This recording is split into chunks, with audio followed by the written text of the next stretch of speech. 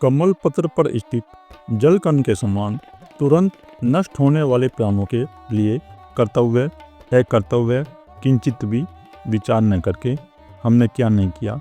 धनमद में मत धनाढ्यों के आगे अपनी प्रशंसा स्वयं करने का पाप से भी नहीं चूके। तो जिस प्रकार कमल के पत्ते पर जल के कण पड़े जाते हैं, ठहर जाते हैं, लेकिन वो नष्ट हो जाते हैं तुरंत ही। कमल के पत्ते पर जो भी जल के कण होते हैं वे नीचे गिर जाते हैं, वे उसको छू नहीं पाते, वो ऊपर ही ऊपर रहते हैं, वे किसी प्रकार भी उस पर ठहर नहीं पाते। तो उसी प्रकार ये हमारा प्राण है इस शरीर के अंदर। इस शरीर का कोई पता नहीं ये कब नष्ट हो जाए, कब इसके अंदर से वो प्राण शक्ति निकल जाए। और जब इस शरीर के अंदर से वो प्राण शक्ति निकल जाएगी तो ये शरीर तुरंत ही मृत हो जाएगा, फिर ये मिट्टी का ढेर हो जाएगा। तो हमें पता था, हमारे अंदर ये विवेक था, ये जागरण था कि हमें पता है कि सभी शरीर मर रहे हैं और सभी के शरीर नष्ट होंगे, लेकिन हम फिर भी नहीं चेते, हम चेतते ही नहीं। तो राजा भरतरी यही कह रहे हैं कि हमने क्या क्या पाप नहीं किया, हमारे अंदर कोई विचार ही नहीं आया, हमने देखा नहीं है क्या हो रहा है संसार में। हम संसार में भोगों में इस प्रकार डूबे हुए थे कि हमें कोई पता नहीं था कि ये संसार क्या है और ये क्या हो रहा है। यहाँ रोज शरीर मर रहे हैं और रोज शरीरों को जलाया जा रहा है, लेकिन हमारे अंदर कोई जागरण प्रकट नहीं हुआ। और आज के समाज में भी प्रत्येक मनुष्य से भी यही स्थिति है, जिसके अंदर विवेक नहीं है। वो देख रहा है शरीर रोज मरते जा रहे हैं, शरीरों को जलाया जा रहा है, दफनाया जा रहा है, लेकिन उनके अंदर कोई विवेक का जागरण नहीं होता, उनके अंदर कोई प्रज्ञा प्रकट नहीं होती कि सभी ये शरीर नष्ट हो रहे हैं और एक दिन हमारा भी शरीर नष्ट होगा। तो जब मनुष्य के अंदर ये विवेक उत्पन्न हो जाएगा, ये प्रज्ञा उत्पन्न हो जाएगी, तो उस परमपिता परमात्मा के मार्ग पर चल जाएगा, नहीं तो नहीं चलेगा। लेकिन ज़्यादातर मनुष्य ऐसे ही हैं इस पृथ्वी पर कि जिनके अंदर कोई किसी प्रकार का विवेक नहीं है, वो माया में इस प्रकार डूबे हुए हैं, उनके मन के अंदर इस प्रकार ये रजोगुण की तमोगुण की तरंगें समाई हुई है कि उनके अंदर थोड़ा सा भी जागरण प्रकट नहीं हो रहा। और हमने क्या क्या नहीं किया, धन में चूर, धन के अहंकार में चूर। तो हमारे पास धन था, हम राजा थे, हम अपने अहंकार में चूर थे, और हमारे आसपास हमारे राज्य में जो बड़े बड़े धनपति थे वे हमारी प्रशंसा करते थे और हम उनसे अपनी प्रशंसा करवाते थे और प्रसन्न होते थे। हमने क्या क्या पाप नहीं किया, हमने कोई विचार ही नहीं किया कि ये सब झूठी प्रशंसा है, ये सब व्यर्थ की जिंदगी है, ये सब क्षण भंगुर है, यहाँ कुछ ठहरने वाला नहीं है और ना ही कुछ ठहरा। तो राजा भरतरी जी को इतना समय हो गया गए हुए, लेकिन तुम देख लो कितने बड़े बड़े राजा हुए, कितने बड़े बड़े महाराजा हुए, कितने बड़े बड़े धनपति हुए, टाटा हुए, बड़े बड़े अंबानी हुए, लेकिन सब उस काल के गाल में समा गए। इस काल से कोई नहीं बचेगा, ये काल ऐसा है ये सभी को नष्ट कर देगा। इसलिए भरतरी जी ये कह रहे हैं कि तुम समय पाकर चेत जाओ, तुम अपने अंदर एक जागरण उत्पन्न कर लो, तुम उस परम पिता परमात्मा के मार्ग पर चल जाओ,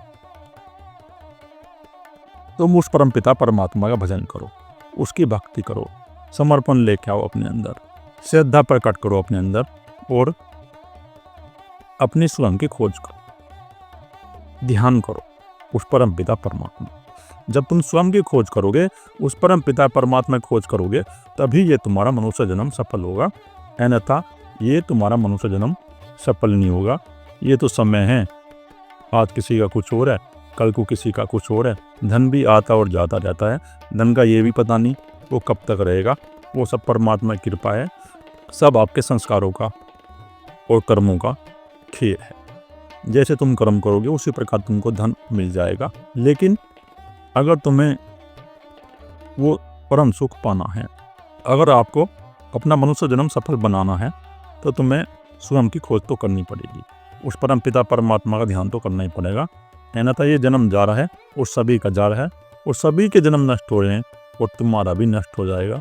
इसलिए तुम अपनी झूठी प्रशंसा मत कराओ, तुम धन के अहंकार में अपने आप को ये मत दिखाओ कि मैं बहुत बड़ा धनपति हूँ। आज यही हो रहा है, जिसके पास धन है उसको अहंकार हो जाता है।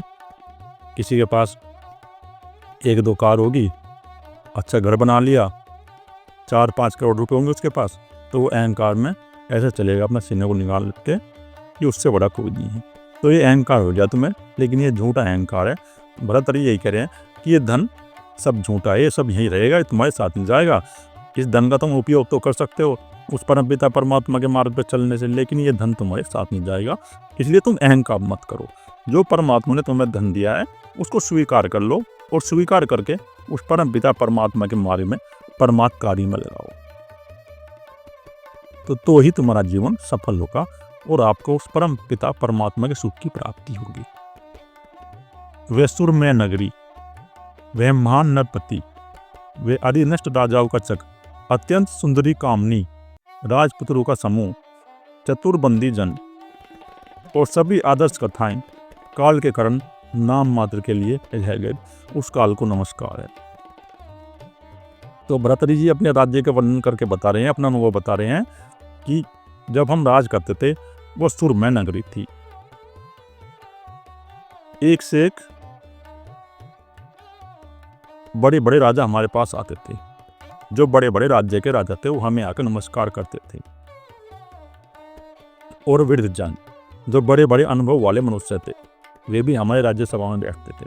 और सुंदर कामनी स्त्री, जो हमारे राज्य में सुंदर स्त्रियां थे, वे भी हमारे आसपास रहती थी उस राज्य में। और राजपुत्रों का समूह, और जो राजपुत्र हैं, जो राजाओं के पुत्र थे, जवान यंग लड़के थे, तो उनका समूह भी हमारे आसपास था, वो सब हमारे आसपास था।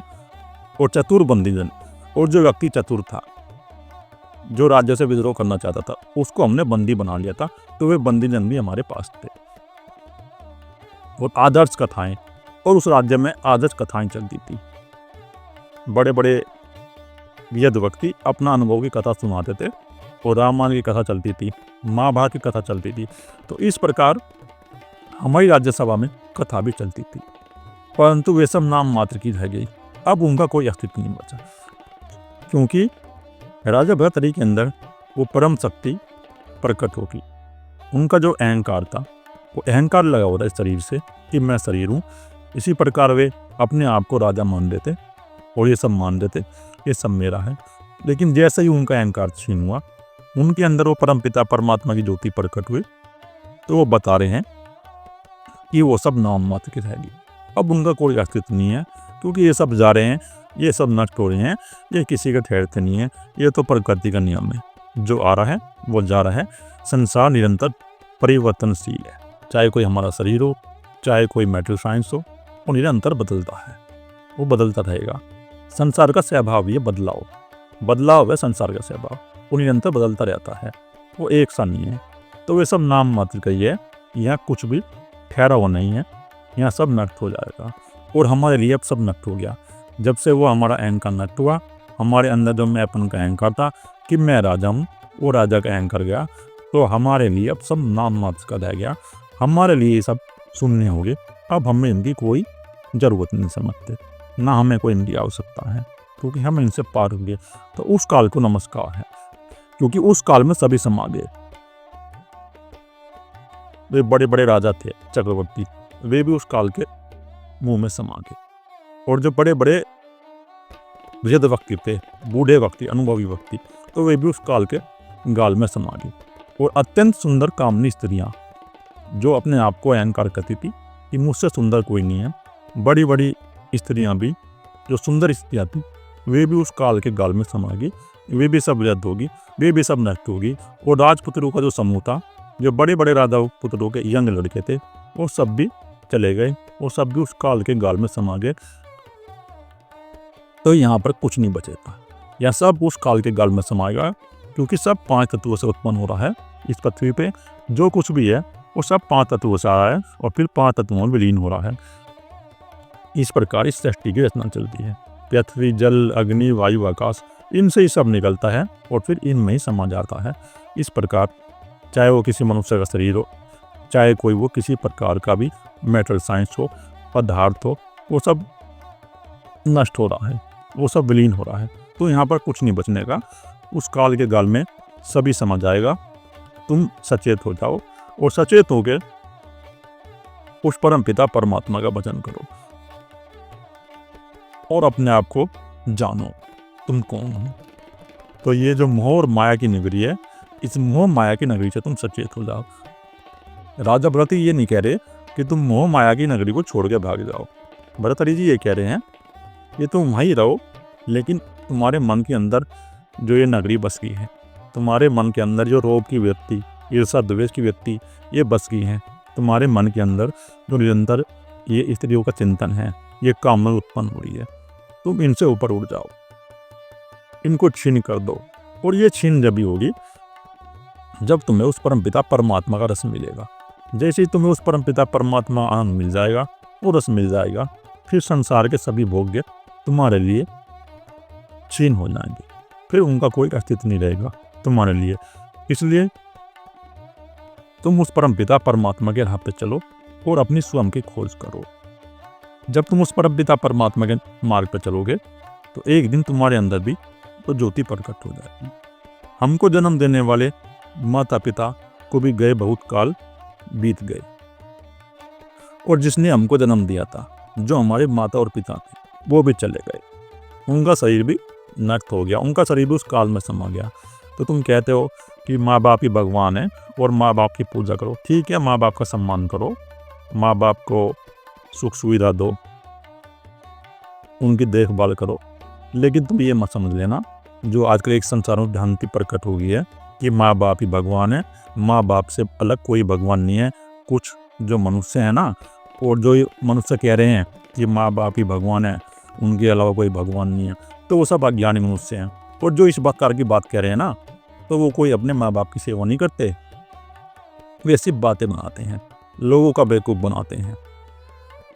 उनका स्वयं तो बेवकूफ़ बन ही रहा है, स्वयं तो अज्ञानी है ही वो, लेकिन लोगों का बेवकूफ़ बना रहे हैं। असली माता पिता तो वही है, वो परमपिता, वो चेतन शक्ति। बस तुम उसे अपने अंदर प्रकट कर लो। जब तुम उस परमपिता परमात्मा की चेतन शक्ति को, असली माँ को अपने अंदर प्रकट कर लोगे, तो तुम्हारे माता पिता भी अमर हो जाएंगे, फिर सब अमर हो जाएंगे।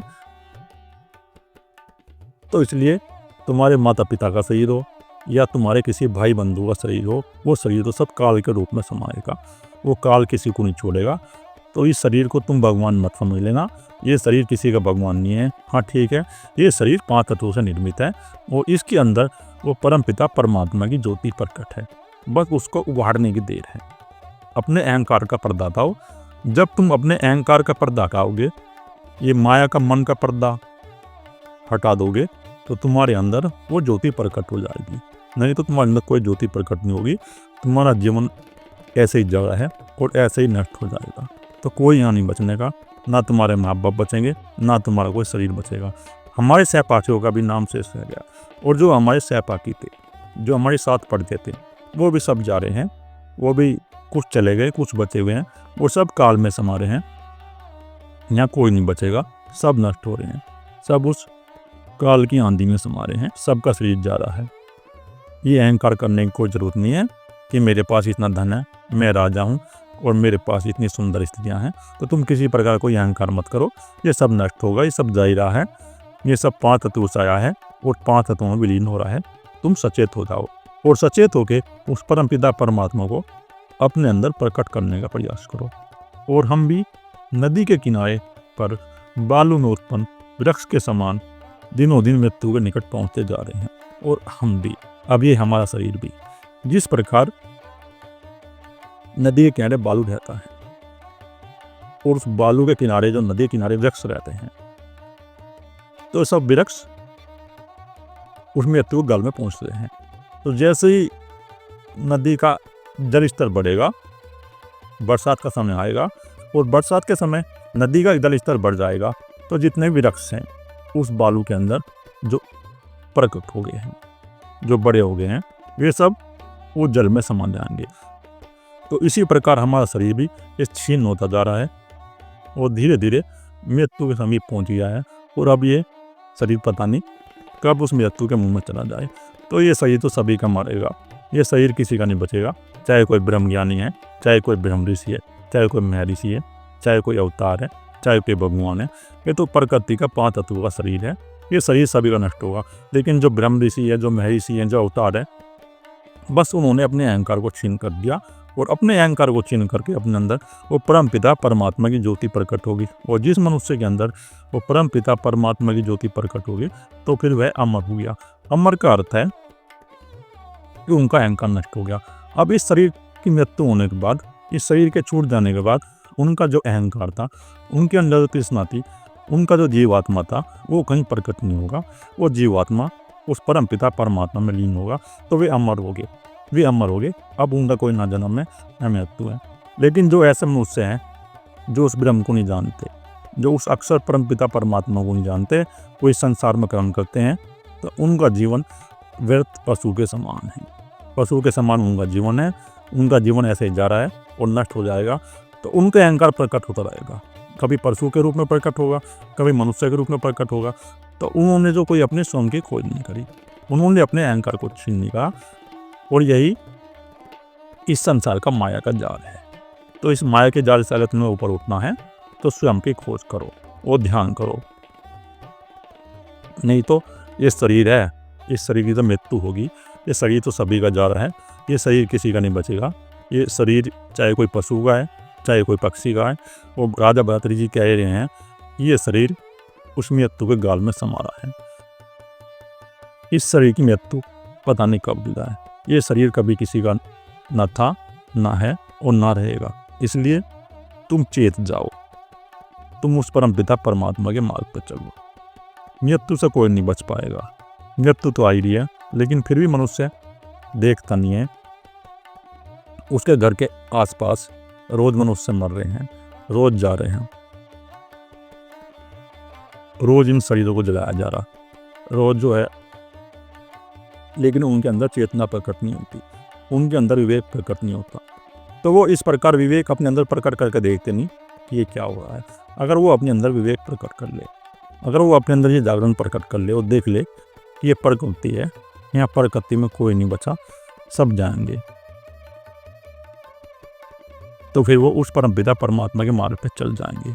अगर विवेक प्रकट नहीं करेंगे तो शरीर जा रहा है और इस शरीर की मृत्यु तो होगी।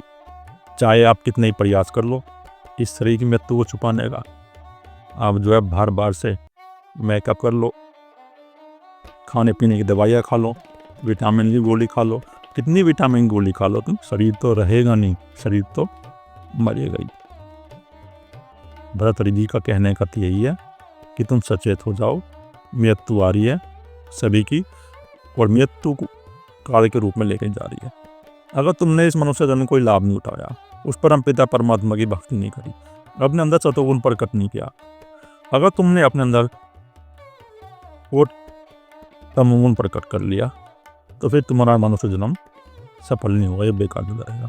ये तुम्हारा जीवात्मा किसी पशु के रूप में प्रकट हो जाएगा और फिर पता नहीं वो कितने समय तक उस पशु की योनियों में रमण करता रहेगा। तो तुमने वही मनुष्य जन्म का फिर लाभ नहीं उठाया। इस मनुष्य जन्म का लाभ उठा लो। ये शरीर जब तक है, इस शरीर रूपी नाव के द्वारा ही तुम उस परम पिता परमात्मा तक पहुँच सकते हो।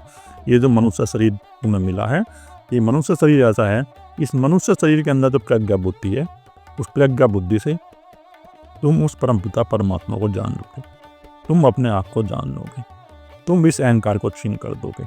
ये अहंकार, ये तरंगे, ये सूक्ष्म शरीर, ये जीवात्मा, ये जब भी छीन होगी, ये जब उस परम पिता परमात्मा में लीन होगी,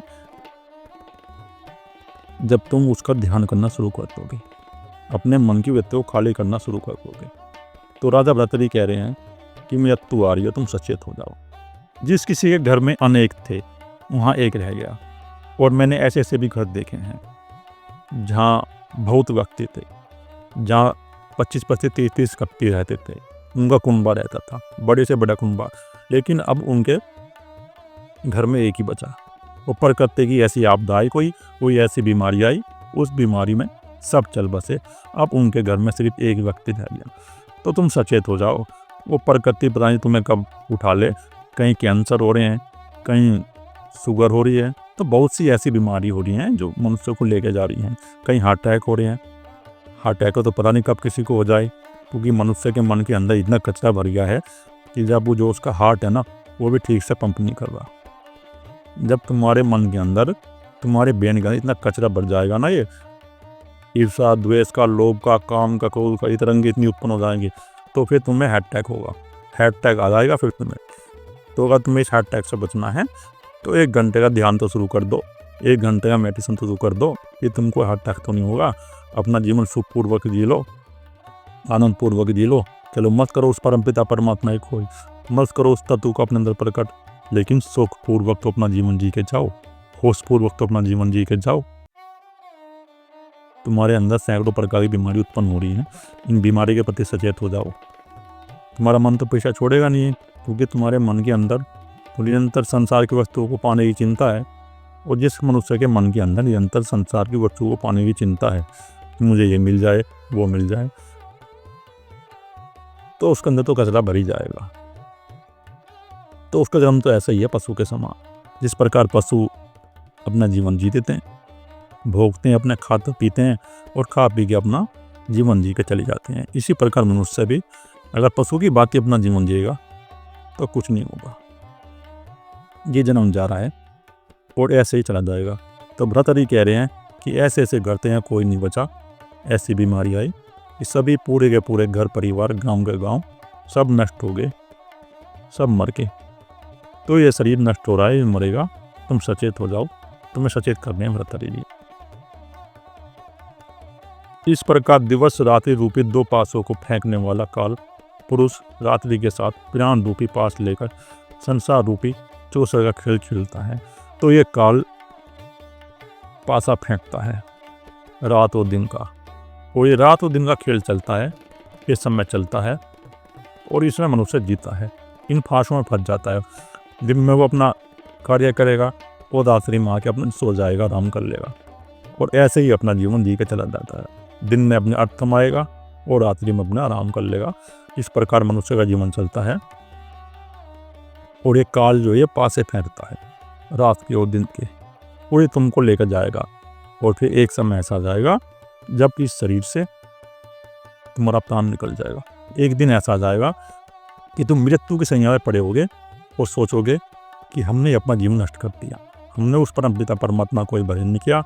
जब तुम्हारी मृत्यु समीप आ जाएगी तो जैसे तुमने कर्म करे हैं उस प्रकार के कर्म तुम्हारे मन के ऊपर भी उठ के आ जाएंगे और तुम्हारे सामने आएंगे, तुम्हारे चित्त के ऊपर, और तुम उनको जब देखोगे तो तुमको यही पश्चाताप होगा कि मैंने उस परम पिता परमात्मा का भजन क्यों नहीं किया, मैंने क्यों संसार के सुख में पड़ के, बाहर के पदार्थों में पड़ के अपना जीवन नष्ट कर दिया।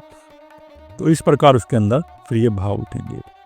तो अभी ये कह रहे हैं भ्रातारी जी कि तुम समझ जाओ, इस काल को देख लो, ये काल चौसर का खेल खेलता है, संसार रूपी चौसर चल ही रहा है, ये संसार चलता रहता है ऐसे ही। अब आप एक अनुभव कर लो, देख लो, आज से जो 100 साल पहले मनुष्य थे वो सब नष्ट हो गए, वो कोई नहीं बचा। और अब इस पृथ्वी पर जितने मनुष्य हैं वो भी 100 साल के बाद सब नष्ट हो जाएंगे, कोई नहीं बचने का। तो भ्रातारी को गए हुए तो हजारों साल हो गए हैं। तो तुम एक प्रकार का अनुभव देख लो कि भ्रातारी जी के जीवन से और अब तक कितने अरबों खरबों मनुष्य और पशु पक्षी चले गए और नए प्रकट हो गए। तो ये चौसर खेल काल का चलता है। इस काल से सावधान हो जाओ और सावधान होकर उस परम पिता परमात्मा का भजन करो, नहीं तो ये काल तुम्हें छोड़ेगा नहीं। ये संसार में किसी को नहीं छोड़ रहा। अपने अंदर होश उत्पन्न कर लो, एक जागरण उत्पन्न कर लो, उस परम पिता परमात्मा के प्रति भजन करो और इस काल से सावधान हो जाओ। नहीं तो ये काल ऐसा है, इस काल ने बड़े बड़ों को नाच नचाया और इस काल के गाल में सभी समा गए। चाहे कोई कितने बड़े बड़े राजा थे, रावण जैसे राजा थे जिनको ये अहंकार था कि मैं नहीं मरूंगा, और राम जैसे भगवान जो अवतार थे वे भी सबका शरीर चला गया, किसी का शरीर नहीं बचा। दुर्योधन जैसे अहंकारी मनुष्य चले गए, कर्ण जैसे दानी मनुष्य चले गए, भगवान श्री कृष्ण जैसे 16 कला संपूर्ण उनका शरीर भी चला गया। तो शरीर तो उस काल के गाल में समझ आएगा। इसलिए तुम सचेत हो जाओ, अपने अंदर वो परम पिता परमात्मा को जानने की ब्याज उत्पन्न करो, उस अक्षर का, उस ओम का भजन करो, उस अक्षर को जानो, उस परम पिता परमात्मा को जानो, उस ज्योति को प्रकट करो अपने अंदर और देखो ये है क्या। नहीं तो ये संसार का चक्र चलता है।